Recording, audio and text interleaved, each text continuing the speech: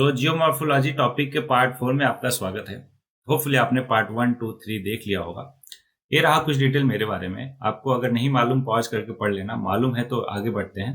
Just last point पे focus कीजिए कि अगर आपको पर्सनल काउंसलिंग चाहिए, in that case you can fill out the form in channel description. आप अगर कोई दिक्कत, क्वेरी, परेशानी फेस कर रहे हो प्रिपरेशन में, इवन पर्सनल लाइफ में, तो आप कनेक्ट कर सकते हो with us while filling the form given in channel description.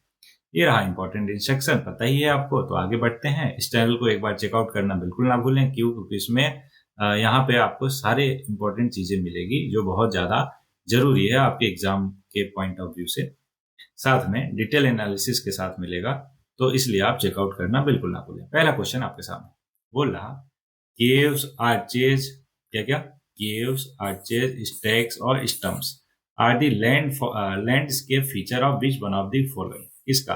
तो देखो, वेव एक्शन से ये सारा कुछ बनता है। क्या क्या? केव, आर्चेज, स्टैक्स, ये सब। अब होता क्या है, एक बार क्या करता हूँ, एक्सप्लेन करने से बेहतर है मैं दिखा देता हूँ। क्यों? क्योंकि आपको पता है कि पिक्टोग्राफिक मेमोरी है आपकी, देख कर ज्यादा ध्यान रहता है। ये देखो, ये पिलर है। क्या पिलर है? ये क्या है? रिवर है और ये रॉक साइड है। तो क्या होता है कि जो रिवर है उसका जो वेव एक्शन है उसकी वजह से सारे के सारे लैंडफॉर्म बनते हैं। क्या क्या? स्टैक, ये आर्च हो गया है ना, और ये क्या हो गया? विंडो हो गया। ऊपर देखो, ये विंडो दिख रहा ना, इसको ज्वाइंट फेस बोलते हैं। ये रिंट्रेंट हो गया, वेव कट प्लेटफॉर्म ये हो गया, है ना। ये सारे के सारे कैसे बनते हैं? वेव एक्शन से बनते हैं। होपफुली आपको क्लियर। नेक्स्ट क्वेश्चन आपके सामने, हेवीएस्ट रॉक जो है which are rolled along the river bed in the river transport come under which type of load. तो देखो, सोल्यूशन लोड में क्या होता है कि बहुत सारी चीजें डिजॉल्व हो जाती है वाटर में, और फिर रिवर क्या करती है, उसको एक पॉइंट से दूसरी जगह ट्रांसपोर्ट कर देती है। उसको सोल्यूशन लोड बोलते हैं। ठीक है। सस्पेंशन लोड की बात करें तो बहुत सारी चीजें उसमें डिजॉल्व तो होती है, लेकिन हेट्रोजीनियस मिक्सचर होता है, सस्पेंडेड पार्टिकल होते हैं। होमोजीनियस ऊपर वाला था, हेट्रोजीनियस दूसरा वाला हो गया, है ना। अब वो एक जगह से दूसरी जगह ट्रांसपोर्ट होता है, तो उसको सस्पेंशन लोड बोलते हैं। साल्टेशन की बात करें तो इसमें सैंड, पेबल्स, बोल्डर्स, ये सारा कुछ आ जाता है। ट्रैक्शन लोड की बात की जाए तो यहाँ पे होता है हेवीएस्ट रॉक। तो ये करेक्ट आंसर हो जाएगा ऑप्शन डी। तो देखो, नदी क्या करती है, हेवीएस्ट रॉक को rolled along it's river bed, है ना, रोल्ड करके उसको एक जगह से दूसरी जगह ट्रांसपोर्ट करती है। और ऐसे लोड को क्या बोलते हैं? ट्रैक्शन लोड बोलते हैं। और ये वही रिवर कर पाती है जिसकी स्पीड बहुत ही ज्यादा होती है। क्यों? क्योंकि थोड़ा बहुत स्पीड रहेगा तो ऑब्वियस है इतना हैवी लोड को रोल डाउन नहीं कर पाएगी, ट्रांसपोर्ट नहीं कर पाएगी। ध्यान रहेगा एकदम अच्छे से। सारा कुछ मैंने समझा दिया, इसलिए आगे बढ़ते हैं। चाहो तो आप पढ़ सकते हो। नेक्स्ट क्वेश्चन आपके सामने, convection current which move the tectonic plate are found in which of the following layer of the earth. देखो ध्यान से, ये हो गया अर्थ लेयर। आपको पता है क्या सबसे ऊपर क्या है? क्रस्ट है। देन आता है मेंटल। क्या आता है? मेंटल। देन आउटर कोर, उसके बाद इनर कोर। इतना क्या ध्यान रहेगा आपको? Inner core. तो जो लावा है ना, वो किसमें पाया जाता है? मेंटल में। ठीक है, मोल्टेन स्टेट में। तो करेक्ट आंसर बी हो जाएगा। ये देखो, सॉरी, कन्वेक्शन करेंट की बात हो रही, are found in the mantle which is the layer of the earth that lies between the crust and the core. The convection current are caused by the uneven heating of the mental.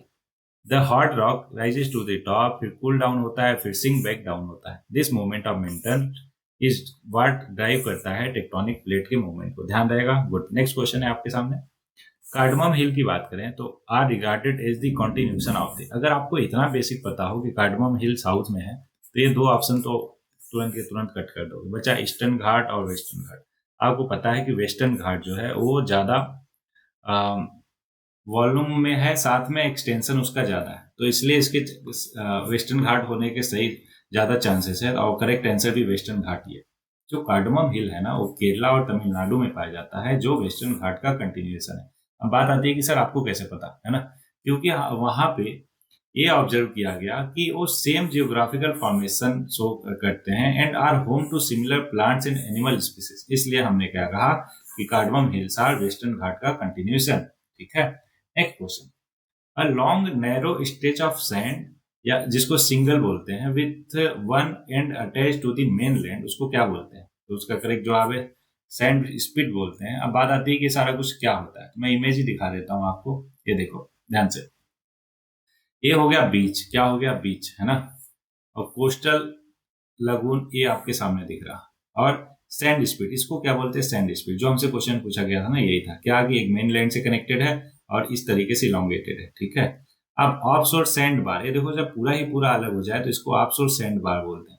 Sand dunes यहाँ पे बन रहा, और ये क्या है? टुम्बोलो है। क्या है? टुम्बोलो। ध्यान रहेगा क्या है सारी चीजें।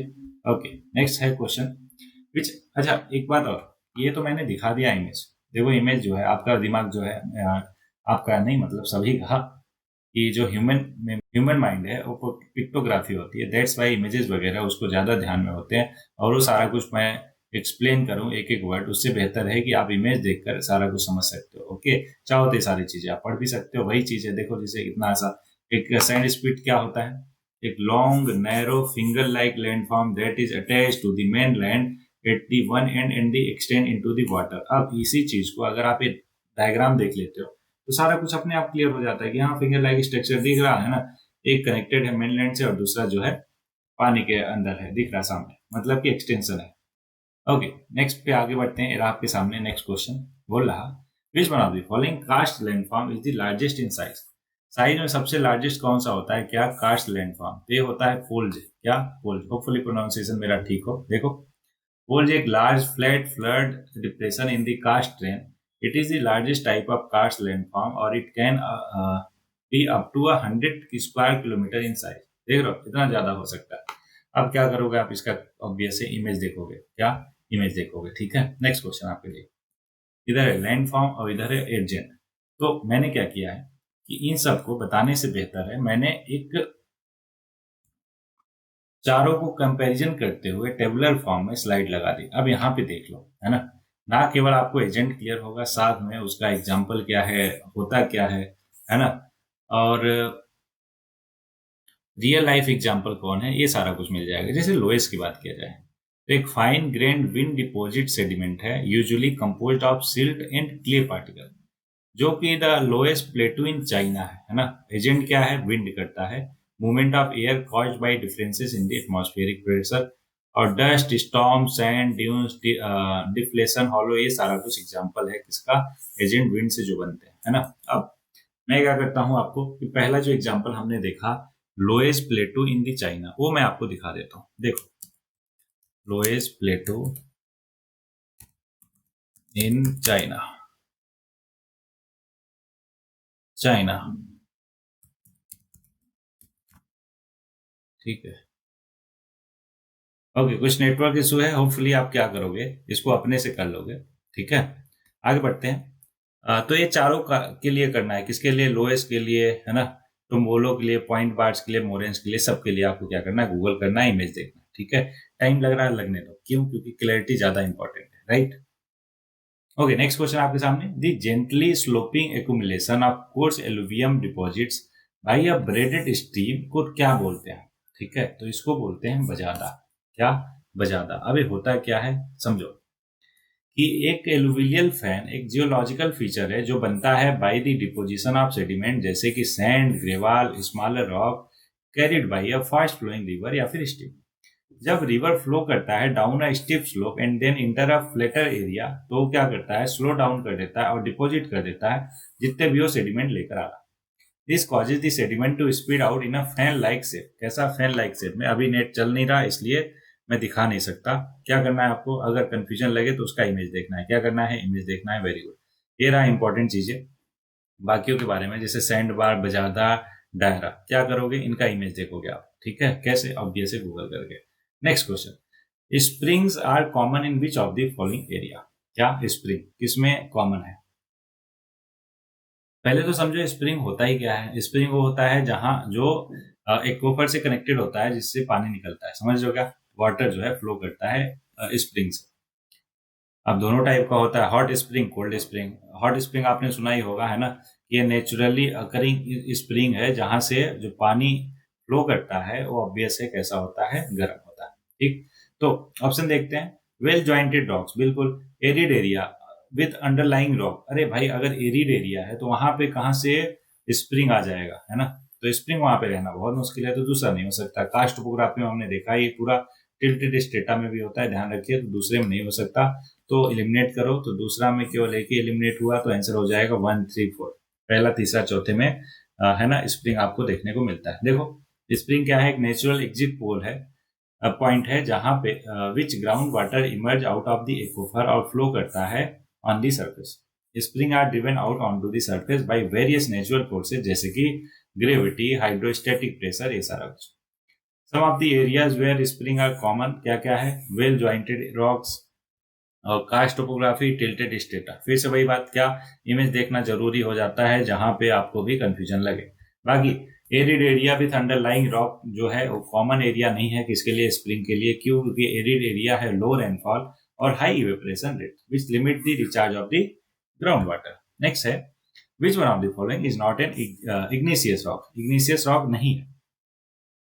याद कीजिए, मैंने आपको समझाया था कि जिनेसिस जो है वो मेटामॉर्फिक रॉक है, ना कि इग्निशियस रॉक। और तीनों को मैंने एग्जांपल दिया था, किसका किसका? सेडिमेंट्री रॉक, मेटामॉर्फिक रॉक और इग्निशियस रॉक क्या होते हैं, कैसे बनते हैं, इनके कौन कौन से एग्जांपल है, सारा कुछ। तो होपफुली आपको याद हो, पिछले किसी लेक्चर में दिया था, तो करेक्ट आंसर इसका बी हो जाएगा। ये एक मेटामॉर्फिक है, ना कि इग्निशियस। ठीक है, तो और ये बनता कैसे? From high temperature and pressure on the other rock it form when pre existing rock, जैसे कि granite undergo high temperature and pressure causing them to decrystallize और change their mineral composition। अब फिर से मैंने क्या किया कि ये डिफरेंट डिफरेंट टाइप के जो रॉक है उनके बारे में डिटेल बता दिया। क्या कि ग्रेनाइट एक कोर्स ग्रेन इग्निशियस रॉक होता है with a composition similar to that of continental crust, इसी तरीके से ये और बसाल्ट। ठीक है, आप क्या करोगे, इनके बारे में पढ़ोगे। नेक्स्ट क्वेश्चन आपके सामने। Consider the following statement about ring of fire. It is also known as the circum Pacific belt of volcano. बिल्कुल, ये एक एक्टिव सिस्मिक जोन है। बिल्कुल, it is a zone of divergence, plates merging, divergence नहीं convergence, मतलब आके plate एक दूसरे से टकरा रही, समझ रहे हो? तो तीसरा गलत, पहला दूसरा सही, ऑप्शन हो जाएगा बी। अब देखो ध्यान से, इसका मैंने क्या किया है, थ्योरी पढ़ने से बेहतर है आप इमेज देखो। ये देखो आपके सामने, किधर है? हाँ, ये है ring of fire. Ring of fire के साथ साथ मैंने क्या किया है आपके लिए, मेजर और माइनर दोनों टेक्टोनिक प्लेट को है ना यहाँ पे दिखा दिया है। देखो ये क्या है, रिंग ऑफ फायर, दिख रहा क्या आपको? Ring of fire. तो अगर ये पर्टिकुलर आप इमेज देखो ना, मिटा देता हूं मैं, आराम से स्क्रीनशॉट ले लो। तो अगर इस इमेज को देखो आप ध्यान से ना, तो पता चलेगा कि रिंग ऑफ फायर कुछ इस तरीके से नॉर्थ अमेरिका प्लेट से होते हुए है ना, इधर गया, फिर यूरेशियन प्लेट के पास से ऐसे होते हुए यहाँ पे आया। हमारा प्यारा भारत किधर है? इंडिया यहाँ पे। होपफुली आप इस पूरे को है ना देख पा रहे हो। तो सारे के सारे टाइप के प्लेट जो है यहाँ पे आपको दिख जाएंगे, मेजर और माइनर प्लेट। ठीक है, तो ये क्या है? देखो ये है मिड अटलांटिक रीच। हाँ, तो इसको बहुत ही अच्छे से थोड़े टाइम के लिए बढ़िया से देखना, सारा कुछ क्लियर होगा। Next, which of the following statement concerning circum Pacific belt are correct? क्या सर्कम पैसिफिक बेल्ट को है ना कंसर्न करते हुए कौन कौन से करेक्ट है? एक ये एक्टिव वोल्केनिक रिल में है, सही बात है। एक्टिव सिस्मिक रिल में है, बिल्कुल। इट इज अ डाइवर्जेंस, अभी बताया कन्वर्जेंस है। It is prone to tsunami, बिल्कुल सही बात है। तो पहला, दूसरा और चौथा है ना, हाँ, करेक्ट ऑप्शन सी हो जाएगा। सेम ही चीज था ऊपर वाली, है ना, तो सारे के सारे सही होगा। तीसरा गलत होगा, क्यों? क्योंकि सर्कम पैसिफिक बेल्ट जो है एक कन्वर्जेंट प्लेट बाउंड्री, जहां पे दो प्लेट बाउंड्री मूव कर रही है टूवर्ड्स ईच अदर, कन्वर्ज कर रही है ना कि डाइवर्ज। नेक्स्ट क्वेश्चन है, various landform observe on the surface of the earth are due to, ऐसा क्यों होता है? Differences in the type and structure of the crustal material, बिल्कुल बात सही है। Differences in the land forming process, एकदम वेदरिंग से बन रहा है ना, या फिर ट्रांसपोर्टेशन से बन रहा, कैसे बन रहा वो मैटर करता है ना। तो पहला भी सही, दूसरा भी सही। तीसरा, differential rates of the process at the different places on the earth surface. क्या differential rates of the processes at the different places on the earth, तो इसको भी अगर देखा जाए तो करेक्ट होगा। मैं समझाता हूँ कैसे, समझो ध्यान से। ये बोला डिफरेंशियल रेट, कहने मतलब कि जो प्रोसेस हो रहा, चाहे वो हो क्रिस्टल मटेरियल का या फिर लैंड फॉर्मिंग प्रोसेस का, अगर उनमें डिफरेंस आ जाएगा, फॉर एग्जांपल समझो दो है, एक है ए, एक है बी। अब एक यहाँ बहुत ही तेजी से वेदरिंग हुआ, तो ऑब्वियस है इसका क्या स्ट्रक्चर, जो सरफेस है ऑफ द अर्थ है इस पॉइंट ऑफ टाइम, इस प्लेस पे वो चेंज हो जाएगा। लेकिन यहाँ पे बहुत ही धीरे धीरे क्या हो रहा, वेदरिंग हो रहा, इरोजन हो रहा। तो ये डिफरेंशियल रेट आ गया ना, डिफरेंट डिफरेंट रेट आ गया, किस रेट पे दोनों चीजें हो रही, तो ऑब्वियस है वो भी मैटर करता है। यहाँ पे फ्लैट हो सकता है, यहाँ पे और अलग लैंड फॉर्म हो सकता है। तो ये तीसरा भी है। होपफुली आपको समझ आया होगा जो एग्जाम्पल मैंने दिया। तो पहला, दूसरा, तीसरा तीनों हो जाएगा, ऑप्शन बी। देखो ध्यान से, अर्थ क्रस्ट जो made up of different type of rock, each with its own property. These property affect how the rocks are weathered or eroded. Sandstone जैसे कि more easily eroded than granite है ना, तो इसलिए sandstone landform are typically more rounded और less rough than granite landform. Same manner में दूसरा देखो, there are many different process that can shape the earth surface, जैसे weathering, erosion, deposition, tectonic movement, ये सारा कुछ है ना. और तीसरा बिल्कुल मैंने क्या बताया, रेट उनका. पहले दूसरे पॉइंट पे ही और फोकस करो कि mountains are form by tectonic movement, जबकि desert are form by deposition of the sand और डस्ट. तीसरा भी बिल्कुल सही है कि ये दोनों जो ऊपर देखा हमने, उनका अगर रेट जो है अलग अलग हो, मतलब एक जल्दी हो गया, एक बहुत लेट हुआ, बहुत स्लो स्लो हुआ, तो भी क्या करता है, डिफरेंट लैंड फॉर्म बनाने में मदद करता है. ठीक है. माउंटेन क्या है, एक ह्यूमिड क्लाइमेट विल इरोड करेगा more quickly than mountain in a dry climate. तो देखो दोनों में डिफरेंस आ गया ना, तो डिफरेंट रेट हो गया. दैट्स वाई क्या होगा, अलग अलग लैंड फॉर्म क्रिएट करके देगा, मतलब चेंज लाएगा सरफेस ऑन दी अर्थ पे. ठीक. वोल्केनो टाइप है और यहाँ पे लोकेशन याद कीजिए, मैंने कहा था कि सील्ड वोल्केनो आएगा तुरंत बताना हवाई हवाई हवाई, क्या हवाई, तो ये का तीसरा हो जाएगा. कंपोजिट वोल्केनो की बात की जाए तो मान लो कि मालूम है, कार्डेरा भी नहीं पता. फ्लड बसाल्ट प्रोविंस की बात की जाए तो ये कनेक्टेड है हमारे प्यारे इंडिया से, तो डी का दूसरा हो जाएगा. क्या हमने देखा, ए का हवाई 3 हुआ और डी का 2, तो 3 और 2, स्टार्टिंग में 3 लास्ट में 2, स्टार्टिंग में 3 लास्ट में 2. ओके, 2 ऑप्शन में मिल रहा हमें सी और डी में, तो या तो सी होगा या तो डी होगा. ए और बी नहीं हो सकता. 50-50 पे आ गए. अब क्या करते हैं, आंसर देख सकते हैं. अगर 50-50 पे आप पहुंच जाओ तो बिल्कुल उसको किया करो अटेम्प्ट. देखो, सिल्ड वॉल्केनो एसोसिएटेड विथ हवाई. सिल्ड वॉल्केनो क्या है, form bye eruption of the large amount of lava which flows out and build up a broad gently sloping core. Composite volcano की बात करें तो एसोसिएटेड विद लोकेशन कहाँ, Philippines में पाया जाता है. Composite volcano are form by the eruption of both lava और ash. The ash builds up around the lava creating a steep sided cone. इसी तरीके से कार्डेरा क्या है, इंडोनेशिया में मिलता है. Can be caused by a large eruption or by the withdrawal of the magma from beneath the volcano. Flood basalt province की बात की जाए तो एसोसिएटेड है इंडिया से. Flood basalt province lava flows can be very thick और they can cover an area of hundreds of thousand of square kilometre. अब क्या करना है, किसी में अगर कंफ्यूजन है उसको गूगल करके इमेज देखना है. ठीक है, चलो ये देख सकते हो, बाकी डिटेल है चाहो तो. नेक्स्ट, अब इधर लैंड फॉर्म फीचर है और इधर लोकेशन है.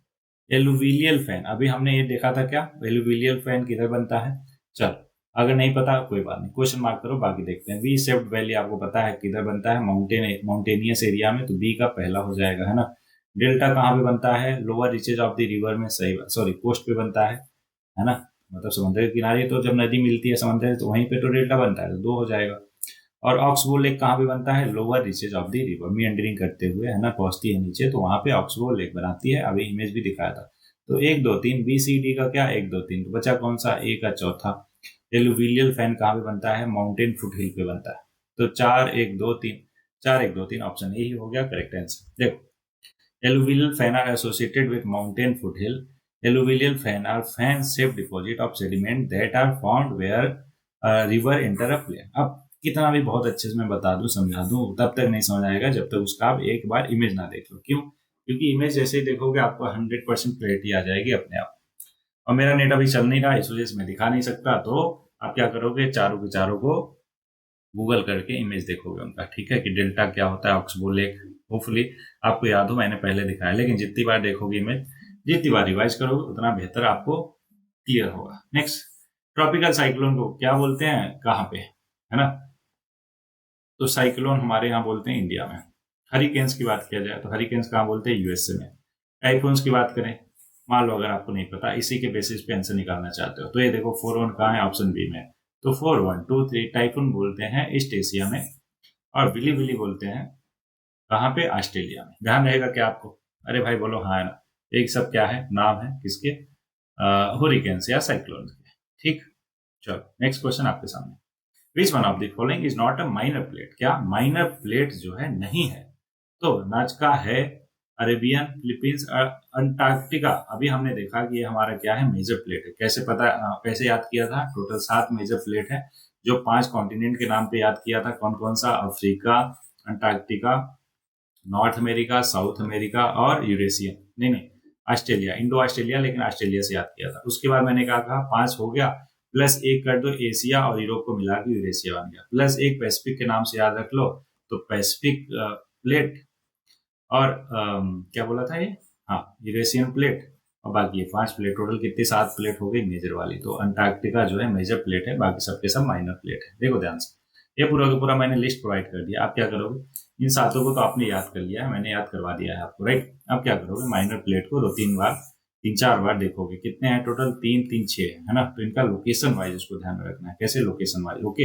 एक इमेज जो प्रोवाइड किया था मैंने रिंग ऑफ फायर का, उसमें वो सारा कुछ आपको मिल जाएगा, माइनर प्लेट मेजर प्लेट, तो उसको एक बार अच्छे से देखो आप। नेक्स्ट क्वेश्चन और लास्ट क्वेश्चन इस पूरे लेक्चर का ये है कि which one of the following plain is associated with limestone topography. क्या लाइमस्टोन टोपोग्राफी से कौन सा प्लेन एसोसिएटेड है? तो कुछ याद आ रहा होगा आपको कि कार्स्ट प्लेन हमने देखा था, उसमें ये देखा कि जब लाइमस्टोन वाटर के साथ रिएक्ट करके पिघल जाता है तो कास्ट प्लेन बनता है। तो लाइमस्टोन प्लेन किससे, लाइमस्टोन टोपोग्राफी किससे रिलेटेड है, कास्ट प्लेन से। होपफुली आपको इमेज याद होगा, वो सारा कुछ मैंने दिखाया है। अब बाकी प्लेन देख लेते हैं। बजादा प्लेन, ये भी मैंने बताया है, किसी क्वेश्चन में आ चुका है, form by merging of alluvial plains. और एलुवियल प्लेन की बात करें तो created by the deposition of sediments carried by river. Peneplain की बात करें तो एक nearly level plain resulting from the erosion and deposition of rock. अब देखो ये मैंने बता दिया, समझ आएगा आपको? मुझे पता है कि आपको नहीं समझ आया होगा, कैसे पता? अरे भाई, जब तक आप उसका इमेज क्या नहीं करोगे, इमेजिन नहीं करोगे, तब तक ये इंफॉर्मेशन जो 2 लाइन मैंने समझाई आपको, वो ज्यादा देर तक दिमाग में नहीं टिकने वाली। लेकिन जैसे ही आप इमेज देख लोगे, लंबे टाइम के लिए टिकेगी। ऐसा नहीं कि भूलोगे नहीं, बिल्कुल भूलोगे, लेकिन काफी टाइम बाद भूलोगे, है ना। रिटेन ज्यादा देर तक कर पाओगे, क्यों? क्योंकि हमारी पिक्टोग्राफिक मेमोरी है, आपको मालूम है, राइट। तो देखो, इस through out the lecture net मेरा पता नहीं क्यों नहीं चल रहा, देखता हूँ अभी। लेकिन मीनवाइल आप क्या करोगे, इन सारी चीजों को गूगल करोगे, उनका इमेज जरूर देखोगे। देखो थोड़ा टाइम लगेगा आपको कंप्लीट करने में, लेकिन करने दो। टोटल 4 पार्ट हमने किया, जियोमॉर्फोलॉजी, और ये एकदम कॉन्सेप्चुअल सब्जेक्ट है। और अगर आपका जियोग्राफी से अभी तक पाला नहीं पड़ा है लाइफ में, है ना, जैसे मेरा नहीं पड़ा था कभी, क्योंकि अपन है इंजीनियरिंग वाले स्टूडेंट, तो मैं तो यही करता हूँ, अगर नहीं समझ आया तो उसको तुरंत गूगल करता हूँ, इमेजेस देखता हूँ, एनिमेशन देखता हूँ, लेकिन उसको समझने की कोशिश करता हूँ। Is that clear? तो होपफुली आप भी ये फॉलो करोगे और एक एक चीज क्लियर करके रखोगे। तो इस लेक्चर में इतना ही, लेकिन जैसा कि लास्ट में 2 लाइन रहती है आपके लिए, तो ये 2 लाइन मैंने ही लिखी थी जल्दबाजी में। देखिएगा कि मुश्किलों ने जब भी मेरे जमीर को उलझाया है, मुश्किलों ने जब भी मेरे जमीर को उलझाया है, मेरे जितने तब तब मेरे हौसलों को ललकारा। तो यही करना है कि जब भी मुश्किलें आपके जमीर को उलझाए ना, तो आप अपने जिद को लाओ बीच में, कि ऐसे कैसे नहीं, है ना, ऐसे आप तो करके ही रहेंगे। तो ये क्या करेगा, आपके हौसले को जो है एक नए पीक, एक नए ऊंचाई पे ले जाएगा, और वो काम आपका जो अटका हुआ है वो पूरा होगा, और मुश्किलों का आता पता भी नहीं चलेगा। चलो, तो इन्हीं शब्दों के साथ इस लेक्चर में इतना ही। होपफुली आपको सारा समझ आया हो। मिलते हैं नए लेक्चर में, तब तक के लिए पढ़ते रहिए, आगे बढ़ते रहिए।